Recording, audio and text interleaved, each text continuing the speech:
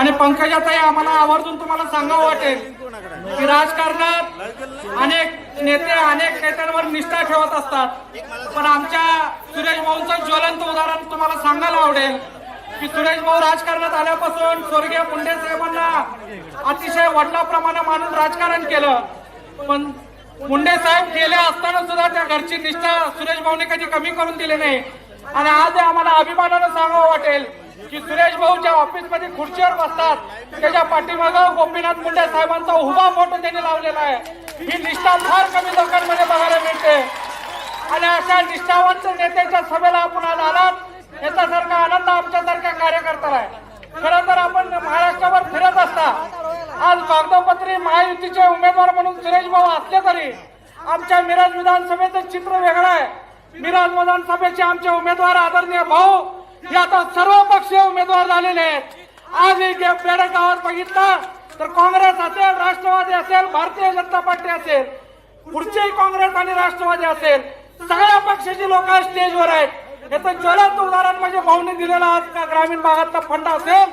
याचा खरं तर या गावकऱ्यांना मी मनापासून धन्यवाद देतो की गाव पातळीवर राजकारण गट तट होत असते, पण विकास करण्यासाठी, गावचा विकास करण्यासाठी, गावातल्या मंडळींनी एकत्र येण्यासाठी आपण एक इतिहासपूर्वक निर्णय घेतला आणि सर्वांनी सुरेश भाऊंना पाठिंबा देण्याचं ठरवलं. अनेक कामं होत गेली, सगळ्यात फंड जास्त बेडगला दिला, अनेक कामं होत गेली, मरगुबाईचं मंदिर हे झालं.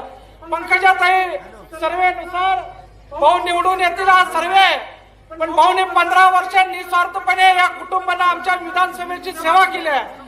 घर भाऊ असतील, मावशी असतील, मुलं असतील निस्वार्थपणे राबत असतात. त्यामुळे आम्ही विधानसभेतल्या प्रत्येक कार्यकर्त्यांना निश्चय केला आहे की यावेळीची विधानसभा ही सुरेश भाऊंना महाराष्ट्रामध्ये उच्चांकी मताने निवडून द्यायचं. आणि या मरगुबाईच्या चरणी प्रार्थना करतो की आमच्या कार्यकर्त्यांनी घेतलेला वसा तिच्या दरबारात पूर्ण होऊ दे. आणि कामाचं न बोलता बेडककरांना एवढंच अभिवाचन देतो की भाऊनी पुढचं पण मॅप तयार केलेला आहे.